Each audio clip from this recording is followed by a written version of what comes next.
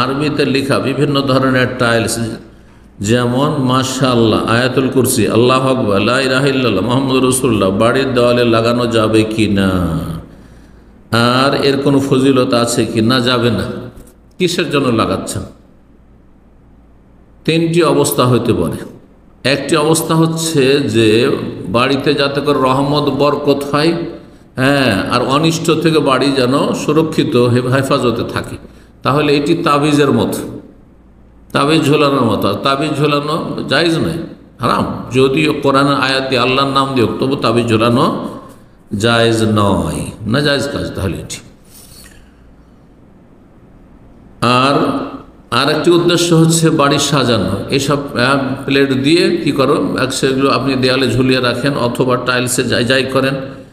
এইসব লেখা আছে বাড়িকে সাজানোর জন্য যাতে সুন্দর লাগে, তাহলে এটি আল্লাহর নামের এবং আল্লাহর জিকির আজকারের, কোরআনে কারীমের, আয়াতুল কুরসির, মাশাআল্লাহ, আল্লাহু আকবার, লা ইলাহা ইল্লাল্লাহ, মুহাম্মাদুর রাসূলুল্লাহ, এগুলির অবমাননা আপনি তাওহীন করলেন আপনি। তো এটা কুফরের আশঙ্কা আছে এখানে, এটাও বড় গুনাহ।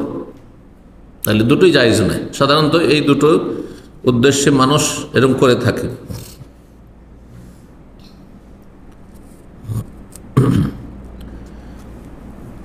তৃতীয় উদ্দেশ্য হচ্ছে যে মনে রাখার জন্য বা মুখস্থ করার জন্য।